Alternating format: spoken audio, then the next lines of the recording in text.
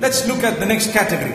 So far we've spoken about Imamun Adil, Shabun Nasha'a fi ibadatillahi ta'ala, Rajulun qalbuhu mu'allaqun bil masajid, Rajulani tahabba fillahi ijtama'a alayhi wa tafarraqa alayhi.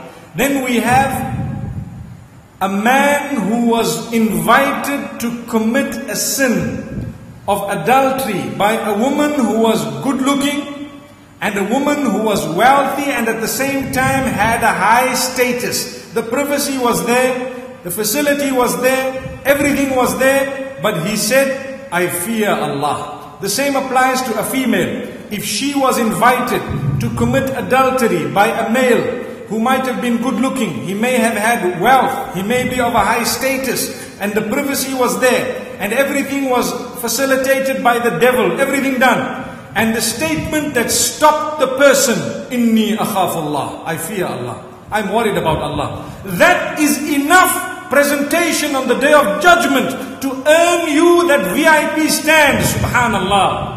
رجل دعته امرأة ذات منصب وجمال فقال إني أخاف الله. A man who was invited to adultery by a woman who was good looking, wealthy and so on, and he says, I fear Allah. That is enough for being granted the shade on the day of judgment. May Allah subhanahu wa ta'ala grant it to us. And as I said, although the term rajul is used, but it also applies to females who have turned down the sin solely because they fear Allah subhanahu wa ta'ala, they would be deserving of the same. That is a very big presentation. It is a highlight of your life. Because in this life, it's all about glamour and glitter and enjoying whatever you want to do. When you do what Allah wants, that is a good presentation. You will present it.